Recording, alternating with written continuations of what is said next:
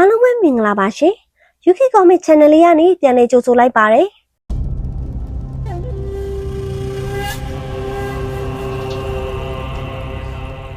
တောင်တန်းတွေပေါ်ကနေပဲတင်ထက်လာတဲ့အော်ဟစ်တန်တွေနဲ့ပူဇော်ပွဲကနေစီးဆင်းလာတဲ့နွားနဲ့တကောင်ရဲ့သွေးဆက်တွေကဘာကိုဖော်ညွှန်းနေတာလဲဒါကတော့ဘလူးနဲ့လူသားတို့ကြားမှာနှစ်ပေါင်းထောင်ချီကြာမြင့်ခဲ့ပြီးဖြစ်တဲ့ဂတိသစ္စာကိုဖော်ညွှန်းနေခြင်းပဲဖြစ်ပါတယ်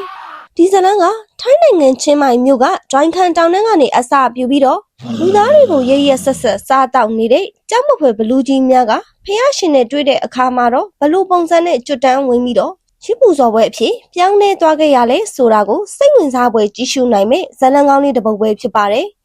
ဇလန်းလေးစတင်ပြီးထုံးစံအတိုင်း UK ရဲ့ channel လေးကို like and subscribe နှိပ်ထားပေးကြပါအောင်နော်ဒီဇလန်းကလွန်ခဲ့သောနှစ်ပေါင်းထောင်ချီခန့်ကမြတ်စွာဘုရားရှင်လက်ထက်တော်အခါကပါမြတ်စွာဘုရားရှင်ကတရားထူရရှိတော်မူပြီးနောက်ဝိလံခေါင်ပြတဲ့ဒေသအသီးသီးမှာတရားဓမ္မမပြန်ပွားသေးတဲ့နေရာများစွာကျန်ရှိနေပါသေးတယ်။ဒါကြောင့်ဘုရားရှင်ဟာတရားလင်းအောင်မရသေးတဲ့ဒေသအသီးသီးကတရဝါတွေကိုကယ်တင်ခြင်းခဲ့ပါတယ်။ဒီအတွက်ကြောင့်ဘုရားရှင်ဟာအရက်ရှိမျက်နှာအနှံ့ကိုကြွချီရန်ဆန္ဒရှိခဲ့ပါတယ်။ဒီဆန္ဒကြောင့်ဘုရားရှင်နဲ့ယဟန္တာအရှင်သူမြတ်တွေဟာလည်းသာသနာပြုရန်အတွက်ခက်ခဲကြမ်းတမ်းတဲ့တောတောင်ရှုံမြောင်တဲ့အရက်လေးမျက်နှာကိုလမ်းခွဲကကြွချီတော်မူကြတယ်။မိမပင်ဝေးလံခေါင်ပြပြီးတော့အခက်ခဲများရှိစေကမူမနမနီခရီးနှင်ကသာသနာပြုကြပါတယ်။ဒီလိုနဲ့သာသနာပြုရန်ခရီးနှင်လာရင်းနဲ့မြတ်စွာဘုရားရှင်ကပုပ္ပနဂုံမြို့ရှိရွာတရွာကိုကြွချီလာခဲ့ပါတယ်။အဲ့ဒီရွာလေးကအပြင်ပန်းကြီးလိုက်ရင်တော့အီကျင့်နေလို့ထင်ရပေမဲ့လို့တကယ်တမ်းကျတော့တာမန်နေရာတစ်ခုမဟုတ်ပါဘူး။ဘာကြောင့်လဲဆိုတော့အဲ့ဒီရွာလေးကကြောက်စရာကောင်းတဲ့ဘလူးကြီးတွေရဲ့ထိတ်ချမှုကိုခံနေရလို့ပါပဲအဲ့ဒီဘလူးကြီးတွေကတော့တခြားသူမဟုတ်ပါဘူးလူသားတွေကိုစားတောက်နေရှိတဲ့ပူစိတ်ညာဆဲလို့ခေါ်တဲ့ဘလူးလင်မယားနဲ့တားပြသူဘလူးကြီးတို့ပဲဖြစ်ပါတယ်ဒီဘလူးမိသားစုဟာလူသားတွေနဲ့တလိษံတွေကိုတက်ဖြတ်စားတောက်ပြီးတော့သူတို့ရဲ့လက်ထဲမှာပဲအသက်ပြောက်ခဲ့ရတဲ့တရဝါတွေကရေတွက်လို့တော့မရနိုင်ပါဘူးမြတ်စွာဘုရားရှင်ဟာဒီမြင်ကွင်းကိုမြင်တွေ့လိုက်ရတဲ့အခါမှာတော့ကိလေသာအမောင်ဖုံးပြီးတော့အခုတို့တွေကျူးလွန်နေတယ်။ဒီဘလူးမိသားစုကိုလမ်းမှန်ပြဖို့ဆုံးဖြတ်တော်မူလိုက်တယ်။တစ်ဖက်မှာလည်းဘလူးမိသားစုကမြတ်စွာဘုရားရှင်ကိုမြင်လိုက်ရတဲ့အခါမှာတော့ဘုရားရှင်မှမသိဘဲနဲ့ဒီနေ့တော့ဟင်းကောင်းစားရတော့မယ်ဟဲဆိုပြီးတော့တရေတညညနဲ့ဘုရားရှင်ကိုခုံအုပ်ဖမ်းဆီးဖို့ပြင်ဆင်มาတော့တယ်။သူတို့ဟာအရင်ကလူသားတွေကိုဖမ်းနေကြအတိုင်းပဲဖះရှင်ကိုရန်မှုဖို့စူးစမ်းခဲ့ကြတာပေါ့ဒါပေမဲ့လို့ဖះရှင်ဟာဘလူးတို့ရဲ့တဘာဝကိုကောင်းကောင်းနားလည်တော်မူတဲ့အတွက်ကြောင့်မို့လို့မေတ္တာတော်ကိုအစအဆုံးပွားများပြီးတော့မေတ္တာဓာတ်တွေထုံလွှန်လိုက်တယ်ဖះရှင်ရဲ့မြင့်မြတ်လာတဲ့ဘုန်းတော်နဲ့အေးမြတဲ့မေတ္တာရိပ်ကြောင့်ဘလူးသုံးကောင်ရဲ့ရိုင်းဆိုင်တဲ့စိတ်အာယုံတွေဟာလည်းရုပ်ချင်းဆိုသူတို့ပျောက်ကွယ်သွားပြီးတော့အေးချမ်းသွားကြပါတယ်ဘလူးမိသားစုဟာဖះရှင်ရဲ့ဘုံကံကိုမရှင်နိုင်တော့ဘဲနဲ့ကြောက်ရွံ့ရိုသေစိတ်တွေဝင်လာပြီးတော့ဖះရှင်ရဲ့ခြေတော်ရင်းမှာဝတ်ဆင်းကြော်လိုက်ကြပါတော့တယ်။ကျင်နာတနာတဲ့မြတ်စွာဘုရားရှင်ဟာလည်းဒီဘလူးမိသားစုကိုအခုလိုနုံတွေကကေတင်ခြင်းုံတာမကပဲနဲ့ဒီဘလူးတွေကတကောင်ကနောက်တစ်ချိန်မှာတသနာတော်ကိုကောင်းမွန်စွာစောင့်ရှောက်မဲ့သူဖြစ်လာမယ်ဆိုတာကိုပါမြင်တော်မူလိုက်ရတယ်။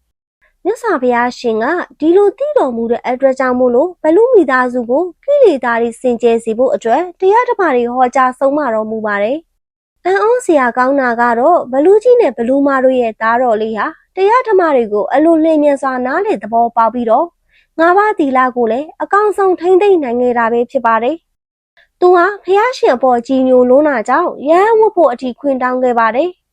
ဒါပေမဲ့လို့ဖះရှင်ကဘလူးဘဝနဲ့ယဟန်ဝတ်ခွင့်မပြုဘဲနဲ့သူ့ကိုတရားဓမ္မတွေဆက်လက်ပွားများစေပြီးတော့ယသိအဖြစ်နဲ့သာသီလစောင့်တည်ဖို့မိန့်ကြားတော်မူခဲ့တယ်။တစ်ဖက်မှာလည်းမိဘဖြစ်တဲ့ဘလူးလင်မယားနှစ်ယောက်ဟာလည်းတားပြသူတော့သီလမစင်ကြယ်နိုင်သေးဘဲနဲ့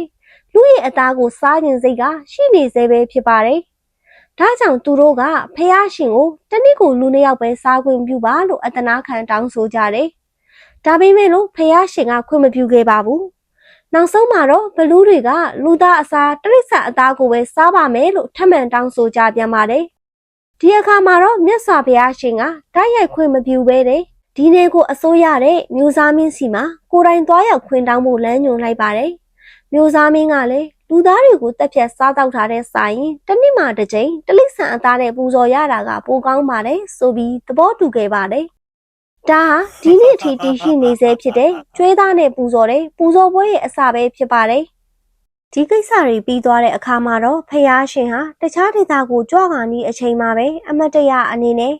ထွန်းခန်းတောင်ရဲ့အရှိဘက်ကပန်းမီနီကြားမှာရှိတဲ့ကြောက်ဖြာထက်မှာခြေတော်ရတဆူချန်ထားရခဲ့ပါတယ်။ဒါအပြင်ဘလူးနဲ့ဘလူးမတို့ကိုလည်းသူတို့ကောင်းကောင်းမွန်မွန်ကိုးကွယ်နိုင်မှုအတွက်စံတော်တဆူကိုလည်းပေးသနာတော်မူခဲ့ပါတယ်။ဘလူးလင်မယားဟာအဲ့ဒီစံတော်မြတ်ကိုမြတ်ရတနာကျုပ်ထဲမှာထည့်သွင်းပြီးတော့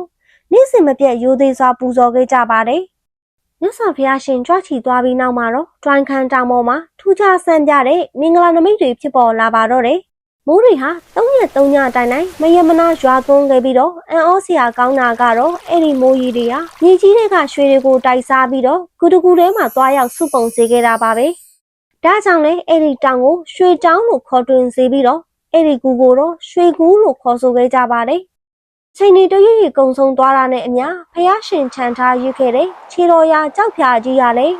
မြေလွာအောက်မှာတဖြည်းဖြည်းဖုံးကွယ်သွားခဲ့ပါတယ်။ဒါပေမဲ့လို့မြို့သူမြို့သားတွေကတော့မျိုးစားမင်းကြီးနဲ့ဘလူးတွေထားရှိခဲ့တဲ့ဂတိအတိုင်းပဲလန်တုံးလို့ခေါ်တဲ့တော်ကျွေဝဲရိုးရာဓလေ့ကိုစတင်ခဲ့ကြပါတယ်။ဒီပွဲကိုနှစ်စဉ်နှစ်တိုင်းကျင်းပလေးရှိပါတယ်။အဲ့ဒီပွဲမှာမြို့သူမြို့သားတွေဟာဘလူးလင်မယားအတွက်အစားအစာအဖြစ်တလိဆန်တွေကိုယူဆောင်လာပေးကြတယ်။ဒီဓလေ့ဟာနှစ်ပေါင်းထောင်ချီကြာမြင့်တဲ့အထိလက်ဆင့်ကမ်းသယ်ဆောင်လာခဲ့ပြီးတော့ဒီနေ့ခေတ်မှာတော့ကျွမ်းတဲ့တကောင်ကိုတက်ဖြတ်ပူဇော်တဲ့ပူဇော်ပွဲအဖြစ်ထင်ရှားနေစေပဲဖြစ်ပါတယ်။ပူဇော်ပွဲအတွင်းမှာဘလူးလင်မယားတို့ဟာမြက်ကတော့ကိုပေါ်မှာပူးကပ်ပြီးတော့ကျွဲသားစိမ့်နဲ့သွေးစိမ့်တွေကိုအဝါစားတောက်ကြပါတယ်။ဒါဟာအတိတ်တုန်းကမျိုးစားမင်းကြီးနဲ့ထားရှိခဲ့တဲ့လူသားစားမဲ့အစားတလိဆန်အသားကိုတစ်နှစ်တစ်ချိန်ကျွေးပါမယ်ဆိုတဲ့ဂတိသစ္စာကိုယနေ့တိုင်တည်တတ်နေခြင်းပဲဖြစ်ပါတယ်။ဒါကတော့ချင်းမိုင်မြို့ရဲ့နာမည်ကျော်ဒိုင်းခန်းတောင်ကပူဆဲညာဆဲဘလူးလင်မယားနဲ့သွေးစိမ့်ပူဇော်ပွဲအကြောင်းတင်ဆက်ပေးခဲ့တာပဲဖြစ်ပါတယ်။ဒီလိုမျိုးဇလန်းလေးတွေကိုကြိုက်နေတတ်တဲ့ဆိုရင် UK ရဲ့ channel လေးကို like and subscribe နှိပ်ထားပေးကြပါဦးနော်အဆုံးထိကြည့်ရှုပေးခဲ့ကြတဲ့အတွက်ပရိသတ်များအားလုံးကိုအထူးပဲကျေးဇူးတင်ရှိပါရဲ့ရှင်